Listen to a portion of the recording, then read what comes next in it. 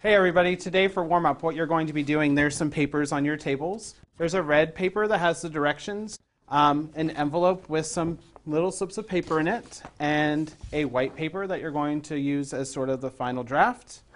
But before you get started, I want to talk about one piece in particular, and that's this tile that has trig written on it. And so what I've done is I've modeled one for you so you can see what I'm looking for. What the directions say, it says something to the effect of make sure to put the tile of your trig poem in the center or in the middle. Well, this is going to be a poem, okay? It's an acrostic poem. And so what I did is I sort of made up my own.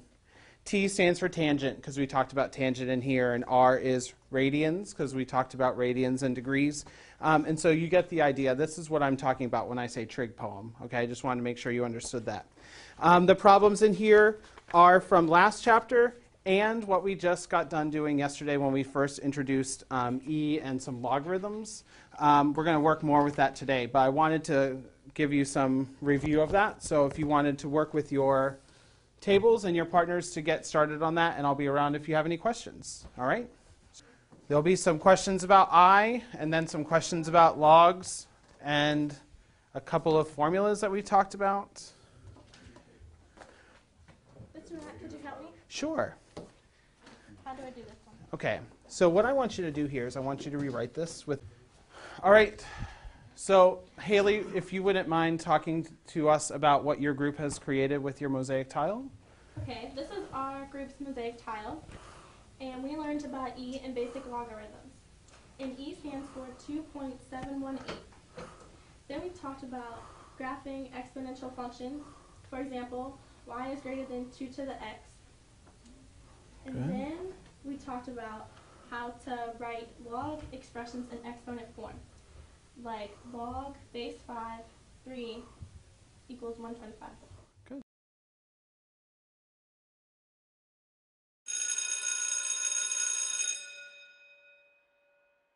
We're going to move on right into the next thing. So if you wouldn't mind getting out to this yellow sheet from your buckets, please. Okay. Yesterday we talked about E and basic expressions with logarithms. And we talked about what E stands for, and Haley just told us that E has a numerical value of what? Who remembers? 2.718. And E is used when we're modeling exponential functions, and it also has lots of real-world applications. So yesterday when we were learning this, you probably didn't really have any idea what we were doing. There was no sort of connection. So what I thought we would do is we would talk about some real-world applications that go along with E. So I found 2 word problems that we're going to work through together, and I'm going to model up here on the board for you. And then I have some for you to try on your own. I'm going to do this problem all by myself. I'm going to do it, and I'm just going to show you how you approach some of these word problems. So I'm going to sort of just talk through the thinking process that I do when I go to a problem like this, and I'm not really sure what to do. I want you to just sit back and watch and maybe write down some of the steps that I'm doing, but I'm going to model it for you. So I'm not going to say, like, Tyler, what's this? Or David, what's this? So you're just going to sit back and watch me do it, okay? Does that make sense? Yeah. Okay. So it says Newton's law of cooling expresses the relationship between the temperature in degrees Fahrenheit of a cooling object and the time elapsed since the cooling began. This relationship is given by this formula, y equals AE to the negative KT plus C, where C is the temperature surrounding the medium. Suppose vegetable soup is 210 degrees.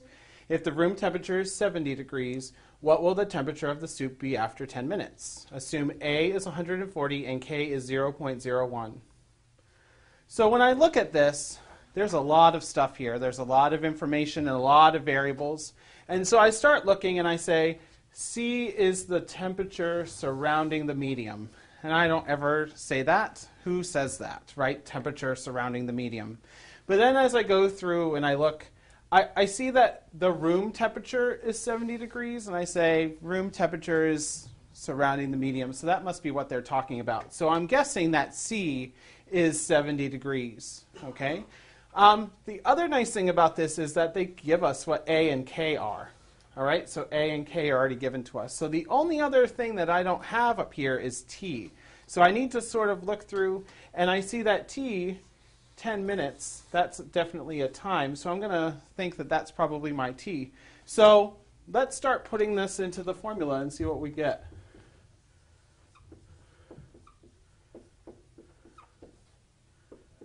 Okay. Once again, I always write the formula just so that I know what I'm talking about, where things go. So A is 140 degrees. So A is going to go right here.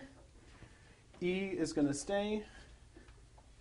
K is 0.01, so I'm going to plug that in, 0.01. And the time we said was 10 minutes. And then my C, I said, is the room temperature, which is 70 degrees. Okay. One of the things that I noticed, too, when I was doing this is I said, this vegetable soup is 210 degrees, and I didn't use that. I didn't use that in any of my formula. Don't be shocked by that, okay? Like sometimes they'll put things in and you don't use it. So that's okay. We did not use this. As I look really close, though, I notice that 210 and 70, the relationship between 210 and 70, if I subtract them, is 140. And that's where they got that 140. But they gave it to us this time. But maybe on the next one they won't. So that's something to pay attention to. So then I just use my calculator, okay? And I get 196 degrees, 196.68 degrees. And I look at it, and I always want to make sure when I do a problem like this that does this answer make any sense?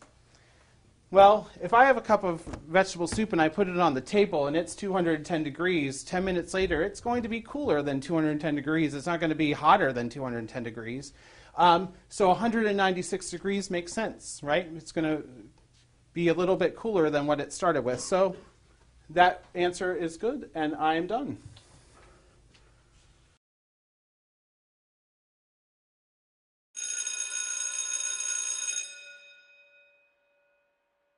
Do I have a volunteer to read that word problem for us?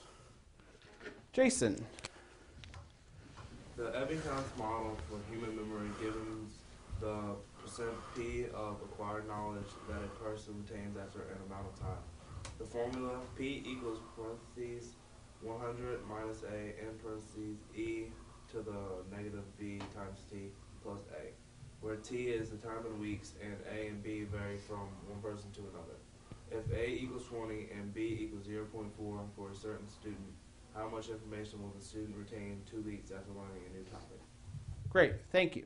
So what we're going to do is we're going to sort of take this and look at some of the key words here and things that we need to know in order to solve this problem. Okay?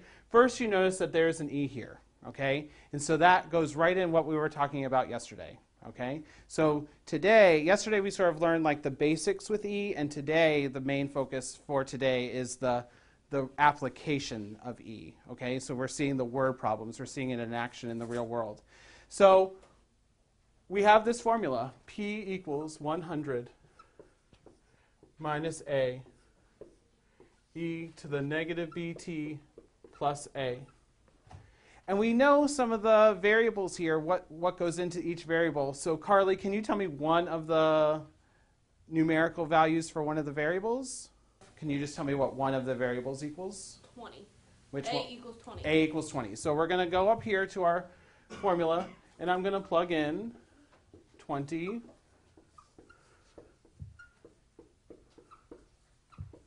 Okay, I'm going to plug in 20.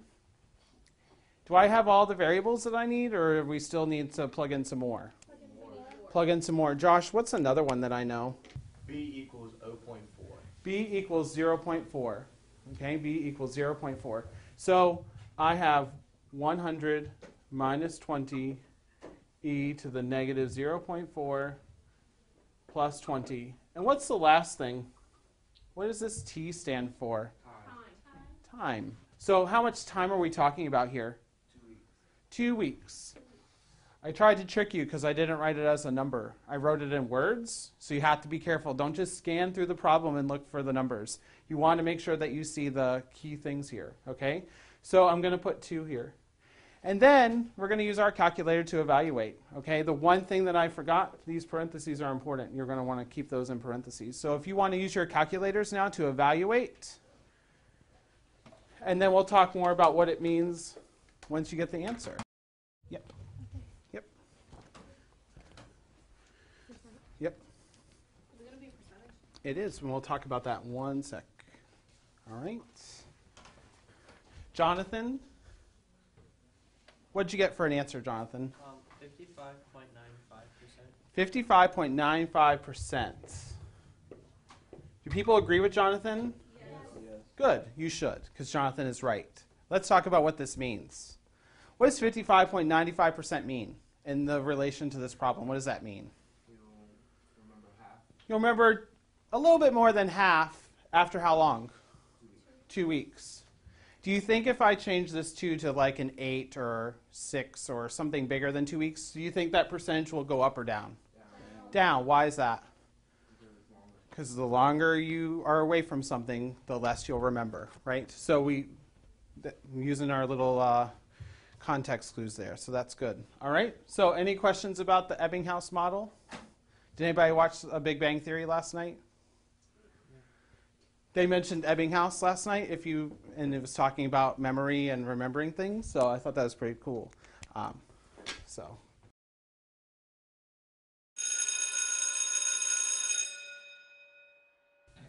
All right, so what you're going to do now, we did one with me all by myself, and then I worked together with you, and you did one with me, and now it's time for you to do it by yourself, okay? So on your tables, there's a yellow sheet of paper with a word problem already attached to it. And what you're going to do is you're going to read the word problem, work it out here in this space here, and then if there's time, you're going to do a drawing of whatever the word problem is about. Does that make sense to everyone? Yes. All right, so why don't you get started? Okay, work with your partners or work with the people at your table. And what do you think with 50? What do you think the answer is going to be bigger or smaller? Bigger. Probably bigger. Good. All right, how's it going over here? How do I put percentage. Oh, so would it be Right. 60%? Yes. Or 61%? Yes. Yep. 61%. Good job.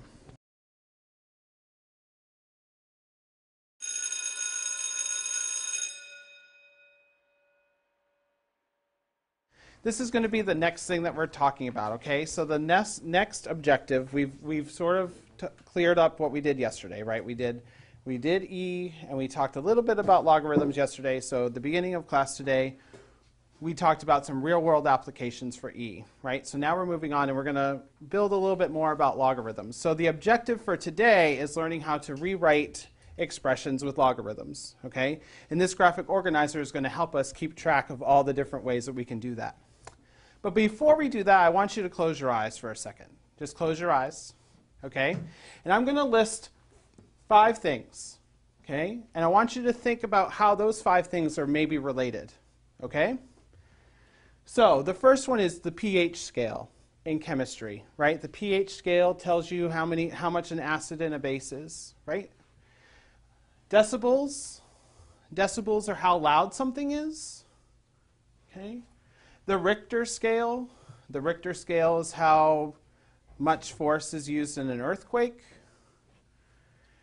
The magnitude or brightness of stars, okay? Or musical intervals. All right, so I want you to think about that for a second. All right?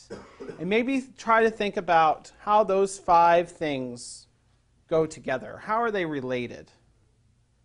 Okay? So just think about that for a second. All right? You can open your eyes. Is there anyone who has an idea of maybe how those 5 things are related to each other? Tyler? They measure how strong something is, or they all measure what they do or how they Okay, do it. so they're all measuring something. That's good. All right, is there anybody else who has an idea? Shane? They all have equations dealing with logarithms. They all have equations dealing with logarithms. Shane made a really good guess because yesterday we sort of introduced logarithms. So he probably used some prior knowledge of logarithms to say, I bet that Mr. Mack is probably going to talk more about logarithms today. And that's probably why there are these 5 things have something to do with it. And that's true. So this is sort of getting us ready to learn about logarithms today. It's even more important for you because next week you're going to be doing a project on the different uses of logarithms, and these are going to be 5 of the choices that you have. Okay, so you're going to be learning even more about where logarithms are in the real world. All right? So if you could just get out that graphic organizer for me, and we're going to start with the very first one.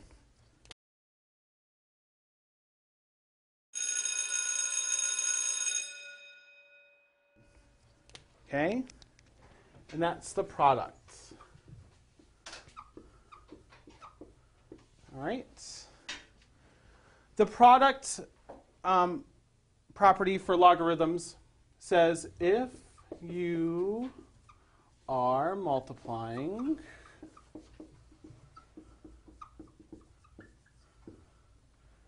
you can rewrite with addition. You can rewrite with addition. So, what do I mean by that? Well, here's going to be your first example, okay? And you should have plenty of room to fit this example in your graphic organizer.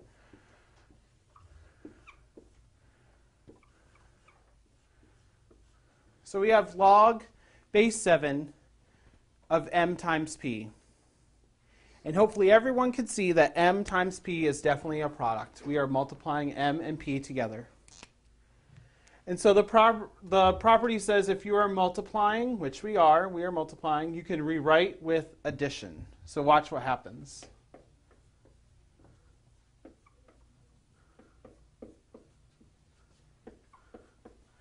We get log base 7, that stays the same, of m plus log base 7 of p. I can split up multiplication with addition. All right? So what I want you to do really quickly, I'm going to give you another one to try on your own, and then we'll talk about it and see if you can get the same answer as I do.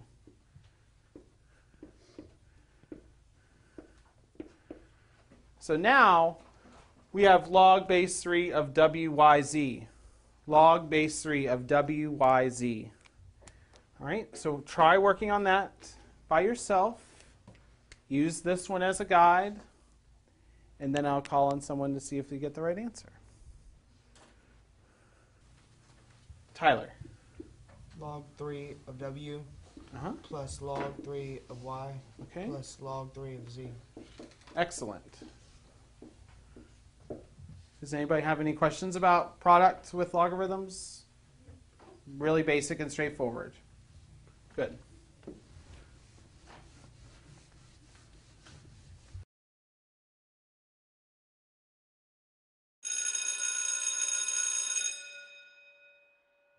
So we just learned the 3 properties for logarithms, okay? That was the product property, the quotient property, and the power property. So what I want you to do now is in your buckets, there's going to be a packet of index cards, okay? 3 index cards. If you could get one of them, one packet for each person, please. Okay. There are 3 index cards in your packet, okay? And if you notice, there are also 3, or there's more than 3. There's a whole bunch of index cards up around the room. What you're going to do is you're going to work out by simplifying all 3 of your cards. And then you're going to get up and you're going to find your match. Okay? So, for example, if I had log 6 of MP, I would write that as log 6 of m plus log 6 of p. So I would go around the room and I would go to find this on a card. Does that make sense to everyone? Am I clear with the directions? All right. So what I want you to do is spend a few minutes working on solving these or simplifying these, and then when you're ready, just get up and start finding your matches. Okay? And if you need help, just let me know and I can help. And you don't have to wait for anyone. When you've got yours answered, you can get up and start looking. All right?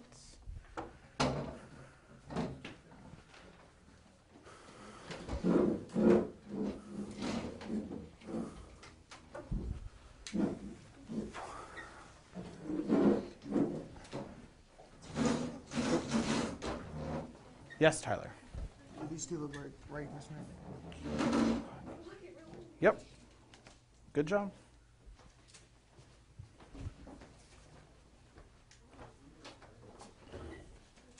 Now there will be some that are still left up on the walls because there are people who are absent. So don't think like, oh, Mr. Mack doesn't know what he's doing because there's extra cards on the wall. Okay?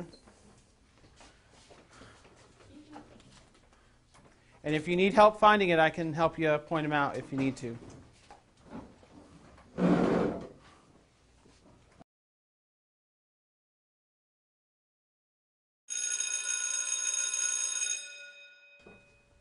Great job on the finding the matches around the room and simplifying logarithms. That was excellent. You can put those matches into the buckets and I'll get them because I've gone around and checked to make sure that everyone who needed help got it. So I'm sure that everyone did a great job with that. Well, it's time to go. I know that you're sad about that. So before we go, what I need you to do is a closure to the lesson. I want to make sure that you understand how to rewrite an expression with product and rewrite an expression with a quotient logarithm property. So we're going to make a logarithm quilt. Okay, so while you all were around the room finding your matches, I was putting some Post-it notes on the tables for you. So when you came back to your table, you saw that there was a yellow Post-it and an orange Post-it. What I need you to do is on the yellow Post-it, I want you to write an example of a logarithm that needs to be simplified with a product. And on the orange Post-it, I want you to come up with a logarithm that needs to be simplified using a quotient. All right? And then when you're done, you're going to come up here to this piece of paper, and you're going to put your yellow and your orange and alternate it like a quilt. I need you to put your name on both of them so that I can go back tonight and look to see if everyone understands, or if I need to go back tomorrow and help out some more. All right? So when you get that done, you can just come on up and put it up here on the wall for me, okay? Say again? Orange is quotient, yellow is product. That's correct. Yes, write the answer too. Okay? That's fine. If you did it backwards and you labeled them, that's okay. Yes, LJ? Would this be one with a quotient or? Yep, that's a quotient because it would be subtracting. Yep.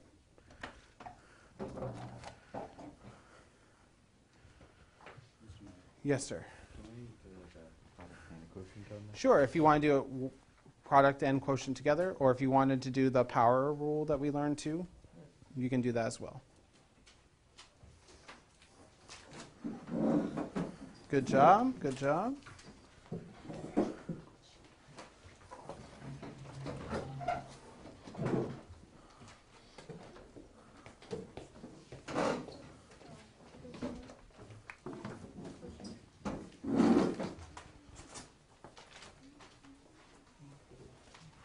Good.